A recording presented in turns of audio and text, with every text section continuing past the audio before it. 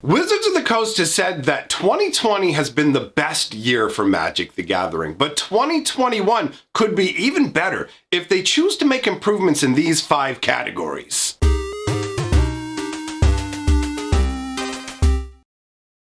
Greetings, owners of fine luxury cardboard rectangles, my friends! I hope you're doing well today. You're probably doing better than me. Had to get up nice and early and truck on over to the dental office where I spent 2 hours in the chair getting worked on, and my face still feels really weird. Regardless of that fact, I chose to use the 2 hours wisely, kind of thought about different areas that I believe Magic could improve in. So I narrowed it down to the 5 that feel the most important. Now, I do want to state that you may reprioritize these. Some of these points may rank differently for you, but I'm guessing most people are going to agree that these are areas that are definitely going to help out if they make improvements in them. So, number 5, starting at the bottom of the list, is changing their focus a bit, pulling back the focus a little bit at least on the secondary market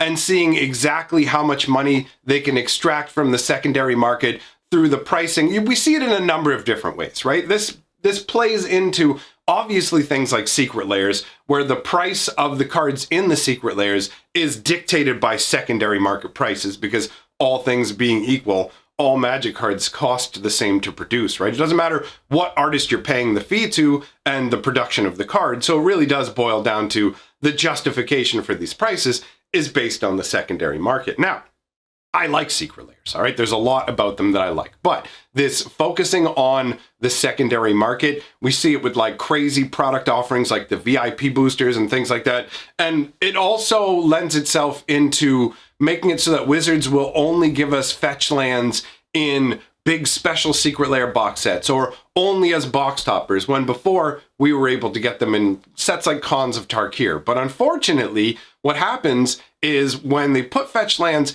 into regular sets, it creates a large supply of them, and that drives prices down through the floor. During Khans block, I remember you could pick up fetch lands for $5. Now, Wizards doesn't want that because they're focusing on the secondary market. Now, I'm fine with card prices being at a reasonable level of supply and demand when it feels like it's less artificial scarcity. You know what I mean? It's just Wizards going, yeah, we know players want this and we could reprint it accessibly, but why don't we just put it in really expensive products? So for me, if they could pull back on that a little bit, because it does feel like 2020 specifically has been the year of like the hardest push for products that seem like they're designed around the secondary market. Another great example of that actually is Commander Collection Green. That's only 8 cards. And if you look at the cards in it, it's essentially just like a signature spell book, right? Wizards of the Coast did that where they're like, here you go, 8 specially themed cards towards Jace, plus an extra bonus foil one of them. But with Commander Collection Green, it's literally like, here are your 8 cards, we're doing it in foil, whatever. And the justification that people give, and I'm sure some people will probably even be on their way into the comment section to say is, well, the value of the cards inside the box equal not being a good deal for the price it was charged for and all this sort of thing. But that's all secondary market price justification. And that's exactly the sort of thing that I know I'm old school. I come from the days where like they would do core sets and they would just put a bunch of reprints in them that people wanted. And they didn't seem to be focused on keeping money cards away from us. And so that's what it really feels like. The whole too much focus on the secondary market feels like they're trying to keep the most desirable cards as hard to get as possible, which feels, it doesn't feel good, right? I mean, obviously it'd be better if we weren't dealing with that. So let's move on to number 4 on the list. Now this ranks higher for me than number 5, obviously, but you may disagree. And that is the lore and the story. They need to focus more on improving the lore and the story. Now I will say that at least now we've reached the point where with Zendikar, they released these online little story parts. They're doing the same thing with Kaldheim. I don't know when we're going to be fully returning to novels, but the fact that they're returning to actually writing the online little story chunks is something to be noted. Because otherwise, I totally would have put lore much higher on the priority list. Because earlier in the year, we've been dealing with some really really annoying sort of things. Over the last, I guess maybe like year and a half, 2 years, it's been really weird with Magic lore and stories. And I think a lot of that is the fallout from what happened with the War of the Spark novels. So I'm not going to go into great depth about the War of the Spark novels right now, but suffice it to say, they were absolutely abysmal. And it caused Wizards to kind of pull back with what they wanted to do. So Throne of Eldraine got a regular, serviceable story that was perfectly fine.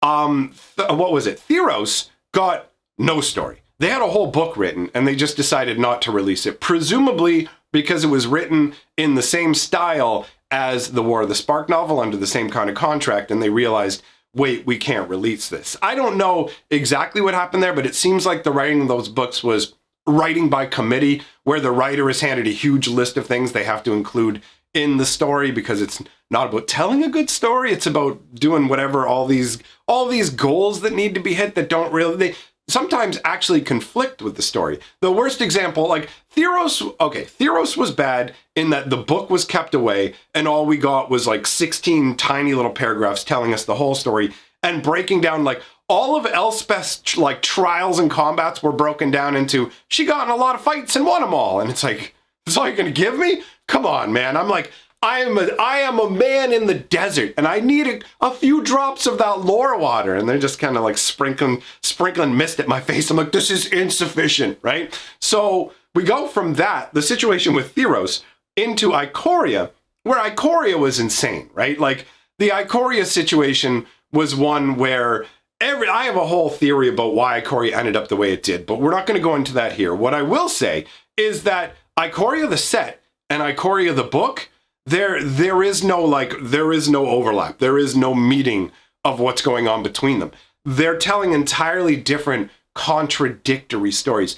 It's literally something I've never seen in Magic the Gathering. Now, maybe there is some story somewhere where it so insanely contradicts the cards in the set, and I just don't know about it. But literally, the Ikoria story is so vastly different from the card set that I found it fairly infuriating, to be real. Like, it made me very angry and insulted as a customer, where I'm like, look, man, like, what is this? Why does this story not match this set at all? And I mean, underneath it all, I feel like everything was crammed together to create a vehicle for Godzilla. Basically, it's like, okay, we want to do Godzilla branding with a set. And that's why Ikoria ended up being what it was. But even with that, it was like, dude, why does the story not match the cards? Like, none of it lines up. So, like, the most glaring stuff, too. I'm not talking about trivial, nitpicky lore stuff. I'm talking about a situation where the main character of the story, Luca, is presented in the cards as loving this cat companion, bonded with it to the point where, like regular bonders, he's dyed his hair to match it, has, like, markings on his face. Like, he's literally emulating his animal because he's so connected to it. But in the story, spoilers, and it doesn't matter, the two contradictory, so pick whichever story you want, I guess. In the book, that never happens. He never bonds with that cat. It's an interesting dynamic between them where they're technically like have the magical bond, but Luca hates that cat because it wiped out his patrol. So the entire story has this arc where it's like, okay, when's he gonna have the change of heart? You know, the beginning, you know a story where like, oh, these people aren't getting along. But by the end of it, it's like, oh, they're like the elf and the dwarf from Lord of the Rings. Yeah, I've got your back, elf boy, that kind of stuff. You know what I mean? So you're waiting for that moment. Never comes in the book.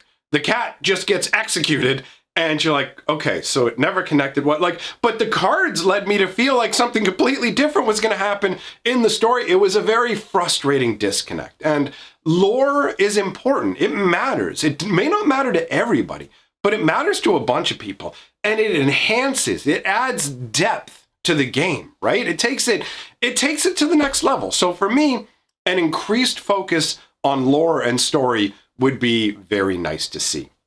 Next point on the list, number 3, is game balance. And again, remember, rank them however you want, okay? Because some people are gonna rank balance, way higher. So the balance issue right now boils down to specifically mostly standard, right? The way it used to work was they tried to keep standard very balanced as an entry point into Magic the Gathering. Come play standard. We've got a nice rotation. The power level is roughly balanced and you can have a good time.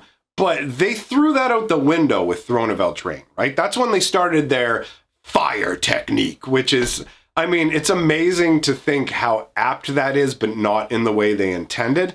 So the fire development techniques have caused a massive, massive power push. It's undeniable. We went from barely ever having standard bans to having them so consistently that it's not a matter of if something's going to get banned from Kaldheim, it's a matter of how many cards and when. That's literally how it feels. Now, if I'm wrong about that, you know, all of it comes out and there's no bannings and months later you want to come back and crow about it, feel free to do so, because I'll be happy at that point, right? Understand, I know some people think like, all you do is talk negative about Magic, you hate it. It's like, I love Magic. I want Magic to thrive and be around forever. I also think that Wizards do a lot of unpleasant things, and if you don't call them out about it, what's going to change? Do you know what I mean? It's that kind of a scenario. Anyways, this balance thing is completely out of control. Cards are getting banned left, right, and center. Right? This feels like such an obvious one that it's like, okay, do I really need to explain to you why Wizards needs to work on balance when it feels like this entire year has been turbo unbalanced Magic? And it never feels like a ban's really going to fix the problem, because it's just like that ban is going to free up space for the next biggest contender to be a problem, where it's like, ha ha! And then Wizards sits there and goes, we don't want to ban it because we're trying to sell these cards to people. And it's like, stop making them so powerful for standard, man. You had a system that worked so well. It's like they upended it. And now, you know what I mean? With the way the world is right now, and the fact that you can't go and play in events, it's probably just going to persist this way. Where, what are they going to do? Oh no, is it unbalanced? We don't care. It's on Arena. Have some wild cards. Like, I don't know, man. I don't know. Balance is important to me. It's important to the game. And I feel like improving balance will improve Magic. Some of these changes are good for the long-term health of the game. Wizard can make changes that make a bunch of money in the short term, but if they, in the long term, don't help the game, that's not a wise thing to be doing, right? So that's my perspective on it. So number 3 is balance in design. And that really boils down to mostly the standard sets, their regular releases. When it comes to other sets and stuff like that, it's not like those sets are particularly balanced. They're mostly built around what kind of secondary market offerings they want to include in them, right? All right. Now, number 2 on my list, I want to put a little asterisk here saying that this is a result of the times, okay? So, availability of product. This is something that genuinely is high ranking, has to be worked on, okay? We've got a scenario where there is just not enough product to go around. Jumpstart was a perfect example of that. There was not very much Jumpstart at all. And even when the second wave came rolling out, like, Jumpstart is a very scarce product. And that's supposed to be a always available, good for beginners or whatever, casual sort of, just grab it off the shelf and go, right? Like, it's meant to be there all the time, or at least for like a significant chunk of time, the same way that a regular standard set would be or whatever. But instead, we ended up not getting very much of it to go around. And the same thing's been going on with a bunch of different product. It doesn't matter what it is that you're looking for. Magic the Gathering ain't getting enough product out there. Now, again, as I said with the asterisk, product of the times, right? This one is just, if Wizards can improve this, it's going to be great for the game, right? If they can't, they can't, because there are certain realities involved where I guess there's only so many printers and only so much that can be done. I don't know. I don't understand all the logistics underneath it. I just know that they're not meeting their demand anywhere close to. And it's not like this is some super scarce product, like when they made these secret layer fetch lands and they just make a handful of them. Yeah, it makes sense when people are like, I can't get it. It's like, that's part of how they've done it, right? But this is supposed to be a everybody can have as much as they want style set. We're just going to keep making it. And yet it's not available. And the problem is you can't really go back and play catch up, right? Because they can't keep up with what they need to be making to go forwards, which means they can't go back and get the stuff that they missed. They can't make more of it. It's going to take forever, right? So we're almost in the lost time of Magic in some ways. It kind of reminds me of when I started and the product was super scarce, man. Super scarce. Like a box of Legends. When Legends was the new set, I only ever saw it in the store for one day. And you could only buy 3 packs of it. And that was it. And it was just like gone on the wind, right? So I remember those times, but that's not good.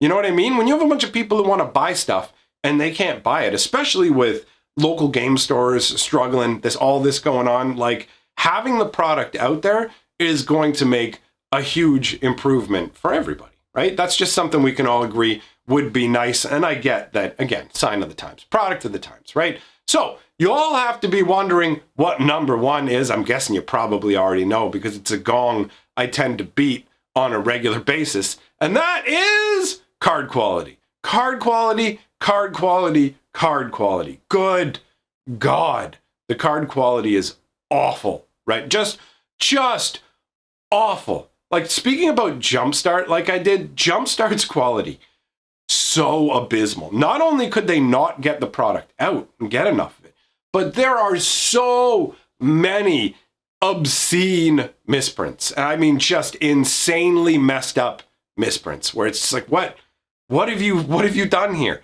And this extends to all kinds of products. But I mean, at least with those crazy Jumpstart misprints, people can take them over to the misprint group on Facebook where they go crazy for this kind of stuff. And while I don't think that's a reason to excuse the quality, like if you get a horribly misprinted card and it just so turns out that someone will pay a bunch of money for that, it doesn't mean that you didn't get an inferior product, right? Like you totally got an inferior product. You just luck-sacked into somebody with a very particular taste and disposable income. But the majority of people who encounter these errors, it's just a purely feel-bad experience, right? There's nothing beneficial about it. A lot of them aren't going to know to go and check out a misprint group where they could sell it. They might just throw it in the trash, or they may contact Wizards of the Coast and have to request replacements. But that happens very infrequently. You can tell that not enough people are requesting replacements simply because Wizards of the Coast isn't improving the quality. If they had to send out enough replacements that it affected their bottom line enough, then they would go, it's cheaper to just make a higher quality product. At this point, not enough complaints get lodged, not enough returns, not enough of a financial impact is made by having poor quality cards. So they're just being kind of pushed out. Magic used to have a much higher bar when it came to the quality of cards. And if you go all the way back to the beginning, like around 4th edition, I don't know if you've ever heard of Summer Magic, but Summer Magic is a super, super rare, like super, super hard to get printing of Magic because it was like one of the first absolute garbage printings of Magic. So they burned most of it. Wizards of the Coast at that time was not willing to put out inferior quality cards at that point. They had already had a problem where Revised didn't turn out good after Unlimited. And it was like, okay, when the Summer Magic stuff came in, they're like, this is garbage. We can't release this to the people. They burned it all off. A little bit of it made out into the wild. But that's how they used to operate. Then we hit around, like, the most blatant time to me seemed around like the Ixalan block and that time frame where the card quality was just really, really poor and they didn't care. And I didn't know if they were just like, yo, let's cut costs here so we have more money to build the arena client. I have no idea what motivates it, but ultimately it just seems they care less and less and less about giving us actual quality cards, but they still expect to be able to sell you these for these premium prices. Like, for example, the secret layers that have been coming out. There have been tons of reports of the secret promo Lucille card coming out faded with scratches all over it. I mean, another quality issue is some of those secret layers are literally missing cards, which is just so aggravating. You pay such a high price for a handful of cards and they can't deliver them to you in proper quality without scratches across them and stuff like that. We just had the situation with Commander Legends where, like, I had a box of collector's packs, and after opening 2 packs, I didn't want to open any more packs because at the beginning of every pack were these, first of all, horribly warped, which is something I can get away from if everything else is perfect about the card. A bit of warping I always was able to live with. I didn't like it, but it didn't feel like you're just outright disrespecting us as customers. It's just kind of like, maybe they can't get the proper process or whatever. But now it's like all these collector boosters from Commander Legends, they all had like faded out garbage printing, like the whole thing. And then the etched foil that I got in my pack was so misaligned. You could see the alignment dots from the printer on there. And so the experience of opening the packs, each one would start with half of the cards in them being absolute garbage. And it's just such a bad feeling. You're paying hundreds and hundreds of dollars. Like, normally I could never even afford a collector's box. I get to the point where I can finally justify buying a box, partially because I can do that stuff on the channel here, but still, it's just like I finally get to that point, and that's the experience. And I'm like a fairly hardcore when it comes to Magic. You know what I mean? I'm a hardcore player. Not in terms of I'm super competitive, but I've been playing forever. What's the term? Maybe hardcore isn't the term. Maybe diehard. You know, I'm a diehard Magic fan. However you want to put it. I'm just trying to say, like, I'm not going anywhere, but this is driving other people away for sure. You can't, like, people are talking about just throwing their cards away, getting out of Magic, all this stuff. That's not what I want to see. I want to see more people coming and playing Magic, having a good time, because Magic ultimately means a lot to me. And that's why I take the time to make these videos and hang out with you guys and live stream and do all that good stuff here. So thanks for being a part of what I do. I hope that these improvements are something that actually come down the pike from Wizards. Let me know what you think about these ideas and how you would rank them if there's anything that I missed, because it's totally possible that there's something that I missed that should be on this list. Either way, if you like what I'm doing here, like, comment, subscribe. It's all great for the channel. If you love what I'm doing, hop on my Patreon so you can see your delicious name scroll up on the screen. And other than that, I'm going to put some links up to a funny, goofy video on one of my channels and an awesome lore video on the other. Thanks for being here, my friends. I will see you all tomorrow.